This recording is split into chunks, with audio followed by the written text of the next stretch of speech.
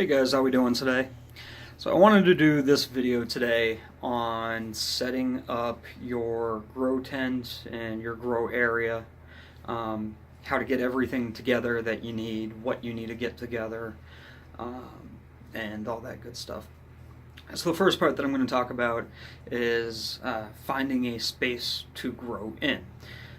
You can choose your basement, you can do it in a spare room, you could do it in your attic. I find the easiest way to do it, what I do is I actually have a spare room, so I've dedicated the entire spare room to growing. And that's going to provide a few benefits over growing in a basement, for example. In a basement, it's much more humid, a lot harder to control the humidity down there. You almost guarantee you're going to have to get a dehumidifier in order to prevent any issues with mold or anything like that. The other benefit to not having your grow in a basement is less bugs to deal with. We all know basements tend to be where bugs like to hang out. So if you have it in a spare room or something that's conditioned, insulated, it's going to keep that room warmer for you. That's another benefit. You have easier time controlling the temperature of the room as opposed to in a basement. So like I said, I mean, if a basement is the only place that you have to grow, that will work. You can deal with it. You might have to take a couple extra steps, but for me, I have the spare room. That's what I decided to do. One thing that you want to keep in mind is whatever room, basement area that you're going to be growing into, you're going to need a couple of electric plugs, and you're going to want to make sure that nothing else is really on those plugs. You want to make sure that that's a dedicated circuit to that room, or that there's very few things running off of that circuit.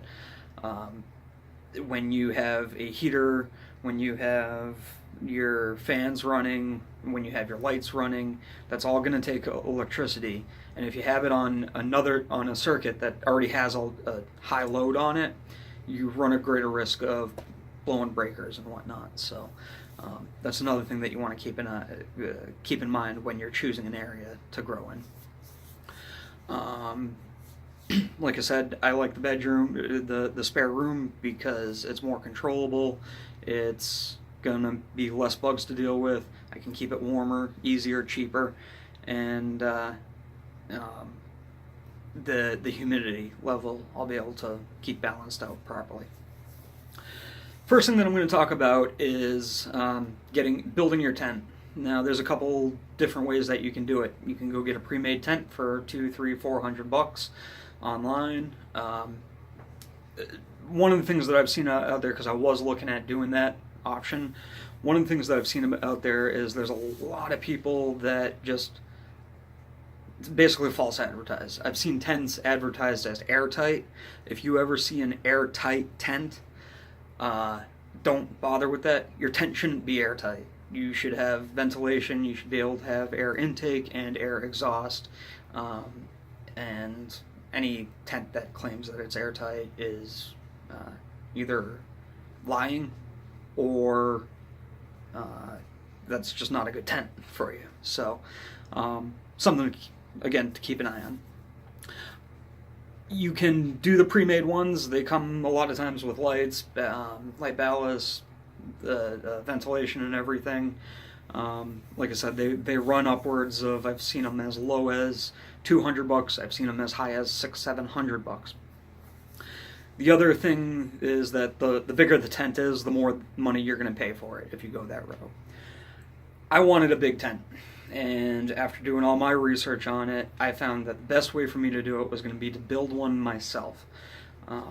I was able to build a tent for the materials of the tent cost less than $100. I got everything from Amazon or Home Depot. I wanted a bigger tent than most anything that I could find out there. The tent that I built is a 4 foot deep by 6 foot long by 6 foot high tent. I wanted space. I wanted to be able to have enough air circulation in there, and in addition to growing cannabis, I also want to grow some other stuff. I want to grow herbs and stuff like that. This will be a perfect size tent for me to be able to accomplish everything. So what I have here, and I'll show you guys the breakdown, but this is my tent here. I named it Big Bloom, spelled BLUE-M, because obviously it is a big blue tent. So basically all you need to make a tent is 3/4 inch PVC piping. That's going to be the frame of your tent. You get all the fittings for it. I got all that stuff at Home Depot. The PVC, the fittings and everything cost me about $30. The skin itself is just tarp. What I did was I got 3 separate tarps. I got a tarp big enough for the floor. I got a tarp big enough for the roof, with about a foot overhang on each side. And then I got a tarp big enough to go around the entire area of the tent. And that's all. This whole piece here is one piece just wrapped all the way around. The tarps all together cost me about $40. Duct tape to hold it all together. People are probably laughing at me right now. Duct tape was about $15. Less than $100 is all it took for me to actually build the tent itself.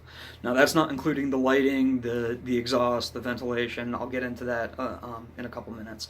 But that is just to build the frame itself, less than $100. You can't beat that, especially for the size that I was able to get out of that.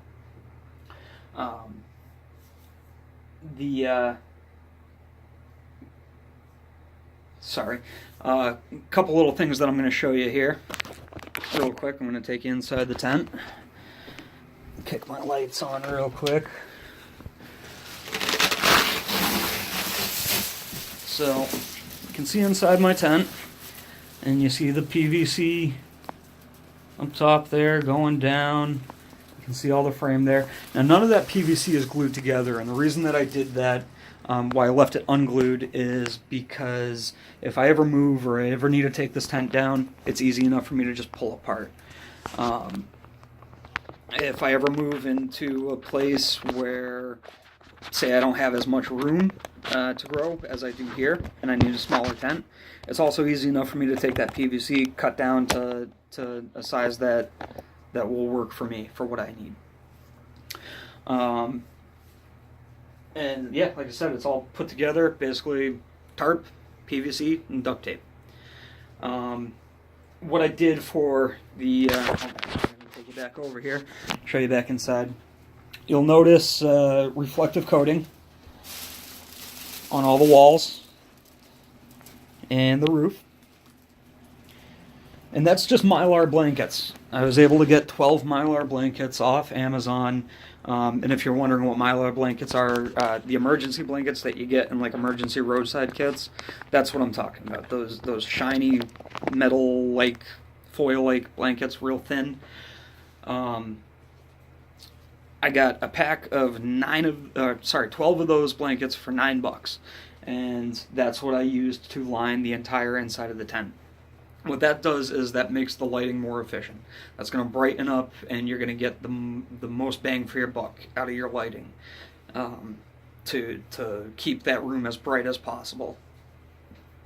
And all I did was duct tape that right to the tarp, so it's all held together. Refocus that. It's all held together by duct tape, basically. Like I said, sounds crazy, but ultimately, for what I spent on this tent, to make this tent, it's going to do the same exact thing as a $500-600 tent, and it's going to give me the same results out of it. So it's not the prettiest thing, but it's going to work, and that's all I'm really concerned about, is it going to do its job, which this will. Once you get the tent built, once you figure out, your dimensions and everything like that, one thing that I would recommend, I'm going to show you up here, I actually drew out exactly how my tent was going to look, all the PVC framing and everything. So I knew exactly how much PVC I needed, the length of the pieces that I needed. It made it a lot easier when I went to build it, to actually get it up and running. To build the frame and put the whole tent together probably took me about 3 hours by myself, which isn't bad. Once you get your tent all set up, another thing that I want to show you guys, it's also a good idea to get yourself a thermometer or humidity, temperature humidity gauge. You'll see right here is the probe for that, and that just runs right to the outside so that I can keep an eye on what the temperature is in this room at all times, as well as what the humidity is. You'll notice it's not 19.2 degrees. This one that I picked up, I didn't read before I bought it off Amazon. This only reads in Celsius, so I have to do a little math. But once you get the tent all built, then the next thing that you want to figure out is going to be your lighting. Multiple different ways. You can go with the halogen bulbs, you can go with the fluorescent bulbs, you can go with LED lighting. I chose LED, and the reason for that is because of the price. The lights themselves were only $20 a piece. I have 6 of them in this tent. That should be enough to get my plants through all their grow cycles.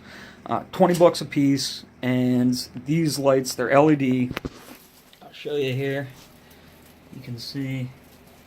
And that's actually a really good shot. One of the things that I like about these lights in particular, you see 2 kind of red lights and then 2 blue lights there. So those on these panels, they come with 2 infrared lights, LEDs, and 2 UV LEDs. And what that does is that helps the plant, especially when they're seedlings, to stay healthy so that bacteria and whatnot doesn't get to them. It just makes for a healthier grow. That's one of the big reasons why I like these lights in particular, along with the fact that they only cost $20. And on top of that, they're only 45 watt lights. So it's pretty much having a light bulb in for each of those lights that are on. They're going to do just as good of a job as the halogen lights. I'm going to spend less money all around, and I'm still going to get a great product when it's all said and done. So that's why I went with the LED. Again, one thing that I want to make clear is different people will have different things that they think work best for them. And I'm not going to sit here and talk bad about any other options that you choose. I encourage everybody to do their own research and find out what's going to work best for them. Once you got your lighting situation figured out, you want to figure out your ventilation and your exhaust situation. That's going to be done by, at least in my tent, with a 6-inch exhaust blower. And what that does is that's just going to keep the stale air from settling in here, and it's going to keep fresh air coming in. I'm not, you'll notice, using that right now, and the reason for that is because I haven't opened enough room, and there's not enough heat in here that needs to really be exhausted out.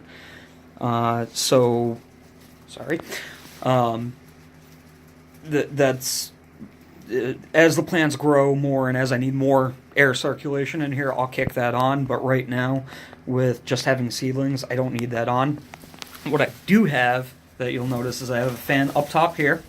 It's just a little fan, just enough to blow the air around in here. And I also have a fan down here.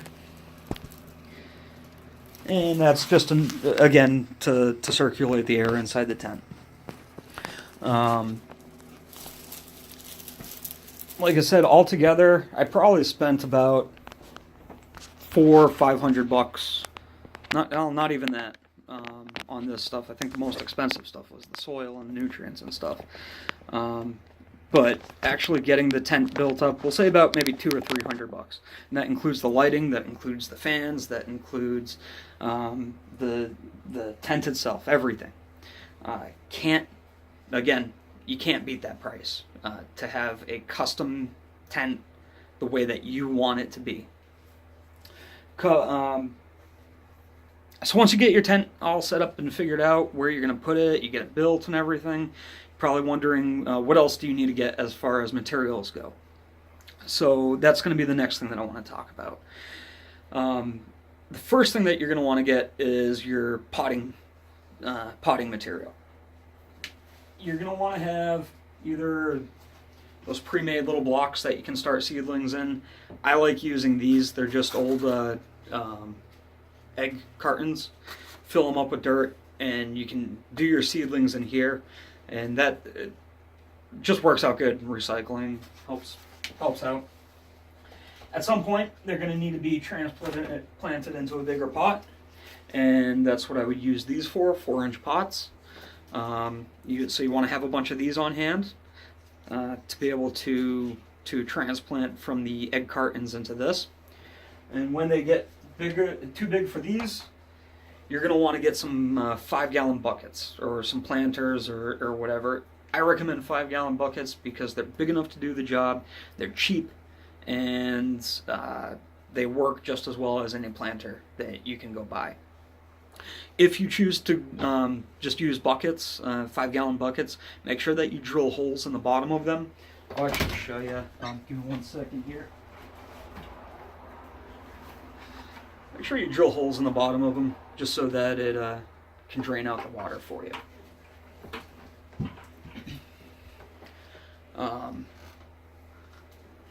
So yeah, you want your potting materials. Another thing that you're going to want to get is you're going to want to get yourself a pH tester and a parts per million tester. You can get these usually as a pair online. I think I got mine off Amazon for about $11 or so. I'll show you what they look like. These will come in very handy. I'm going to be doing a video on watering, and that's where these are going to really come into effect at that point.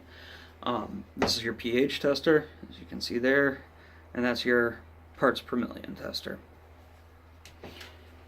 The other thing that you're going to want to do is you're going to want to get your nutrients together before you start growing, because you want to have everything on hand.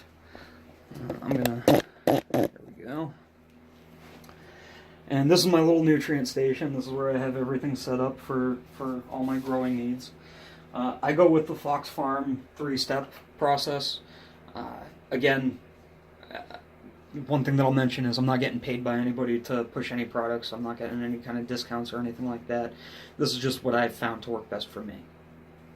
I like the Fox Farm products because they take all the guesswork out of everything, and they do a really good job. It stands up to its name.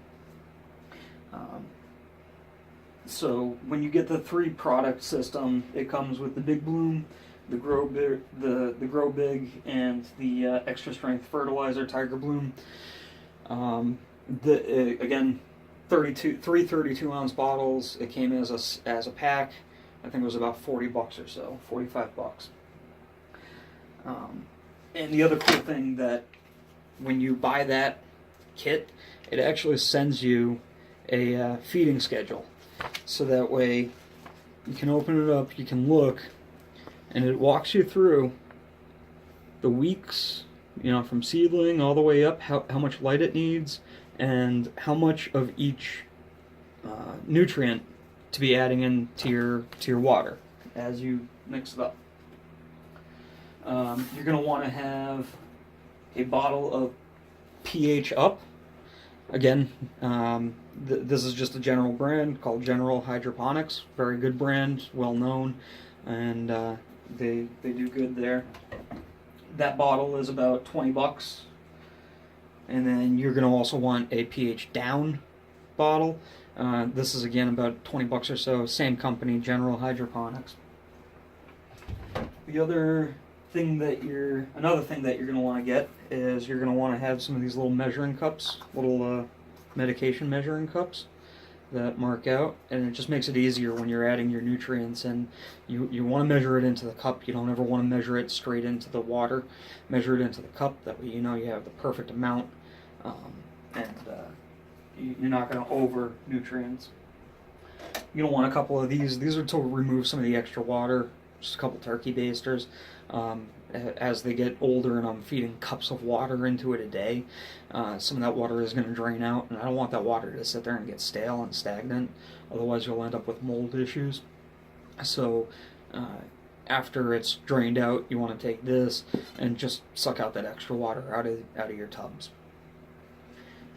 It would also be a good idea to have a beaker set on hand. That way, for mixing things, makes it a little bit easier for you. Shears, always very important when it comes time to harvest. You want to have a few good sets of shears on hand. One thing that I didn't mention when it comes to setting up your tent, you'll notice a little bit of like white lining out here. This is just mosquito netting. I put this over all of the vents to keep any bugs from getting into the tent. I don't know if you remember when I opened the door earlier, it's actually Velcroed shut. That's again to keep the bugs out and keep all the good stuff in. So just mosquito netting will work perfectly for your vent purposes. The couple other things that you'd want to think about getting, I'll show you out here. You want to have your soil on hand. I go with the Fox Farm Ocean Forest potting soil, and this is where I keep all my extra stuff that I don't want to clutter the room with. Mixing tub over there. But you want to have your soil on hand. Make sure that you have enough of it. Especially when you get to the point of going from those 4-inch cups to the 5-gallon buckets. That's going to take up quite a bit of soil. Also a good idea to have some gravel to put in the bottom of your buckets, or some chopped up rocks or something like that, just to increase the drainage ability of those buckets as they're growing. So you want to make sure that you have your testers, you want to have beakers, everything there, your nutrients, your pH solutions. A couple other things that you want to get are going to be, bear with me here. You want to have a bucket that's dedicated for water. This is my water bucket. You can use the same bucket for mixed water when you're mixing nutrients and not mixing nutrients. When you're just giving your plants straight water, you can use the same bucket, no big deal. You want to have a couple spray bottles, especially in the beginning, because this is how I water my plants, at least in the beginning. I don't use a potting water, whatever they call those things. I just use spray bottles until the plants get big enough to go in the 5-gallon buckets. Then I will, bring you up a little bit there. I just use the spray bottles until they go into the 5-gallon buckets. Then I'll start pouring in by a cup. I have 2 spray bottles. I have one that's for mixed water only. This is mixed with nutrients. And then I have a spray bottle that is just for water only. No mixed chemicals or anything in it. Because I'm in a bedroom, I don't really need a dehumidifier. I'm going to be able to keep if anything, I might need to get some humidity into the room at some point. But right now, I don't have to worry about dehumidifying the room. The room stays at a good, about 50 to 60% humidity, which is good for growing. And what I also have is just a space heater right here, and that's just to keep this room at the temperature that I want, that it needs to be at. It's winter time around here. I keep my house generally at about 62 degrees. That's too cold, really, to grow these plants. You want them to be in the 70-75 degree range. So that is why I have the space heater in the closed off room. I can heat this room to what it needs to be and still keep the rest of my house as cool as I like it to be. So that's pretty much it. I know it's a lot of information to take in, a lot of stuff that you have to get. One big thing that I wanted to mention too: whatever room you choose to be, wherever you decide to grow, you need to make sure that it has the ability to be in complete darkness for a period of time. So what I did on this room is I actually I put a black covering over the window, and then I actually covered that up with a curtain, so that way I can keep this room as pitch black as it needs to be during the off time when the plants are trying to get some rest. Most places, you don't generally leave your lights on for 24 hours. Some people do.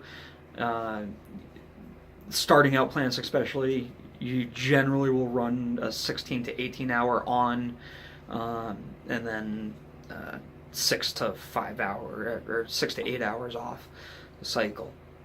So when it's off, you want the room to be dark. You don't want there to be light coming in from the outside. Some people are probably going, well, then why don't you just do your off cycle at nighttime? And the main reason for that is because, well, there's two different possibilities for that. A, there are areas of the country, I don't think I'm in one of those areas, but I know that there are areas where it's actually cheaper to use electricity at night than it is during the day. So if you have your lights on, and all your stuff running at nighttime, you're going to spend less money. The other thing is that if you're on a limited circuit where you're kind of worried about there being an amperage override, and you don't really have any other choice, having the lights off and everything else off during the day gives you that ability to be able to do stuff around the house. If you need a vacuum, if you need to cook, do whatever. Well, cooking's probably not gonna, because that's usually a 240 volt. But you know, if you're blow drying your hair or vacuuming, like I said, or doing anything like that, you don't have to worry about blowing that circuit, tripping that circuit quite as much. So that is why I choose to my lights actually come on about 2 o'clock in the afternoon, and they shut off at 8 o'clock in the morning, and that gives me between 8 and 2 o'clock during the day, when I don't have to worry about any kind of over usage of electricity. So that pretty much does it for this video, I think. Just wanted to give you guys, a couple more pointers, a couple ideas on if you are looking to get into growing cannabis, what you need to get together, what you need to do it, and how to get the best results out of it. I've said it before, I'm going to say it again. I'm not an expert at this. This is, I've done a lot of research on it, and I've worked with a couple of people. I do have some experience, and stuff that I've learned, but I've also done my fair share of research, and I always encourage everybody to do your fair share of research. We're talking about growing cannabis here. You've heard me mention it a couple times in this video. I live in a state where it is legal to grow recreational cannabis now, and if you are going to do that, I do always recommend learn the laws of your state, familiarize yourself with them, and learn what you can do and what you can't do, and stick within those. I'm not advocating for anybody to grow illegally. The other cool thing is that this doesn't just have to be for cannabis. If you want to grow plants all year round inside, this is a great option for you. If you want to have some tomato plants growing or whatever, a great option to be able to grow all year round, no matter what. So that does it for today. I appreciate you guys watching the video. If you like it, hit subscribe, like it, do all that good stuff, and I'll have another video coming out a little bit later this week on watering and how to mix nutrients together. So check back for that. All right, thanks.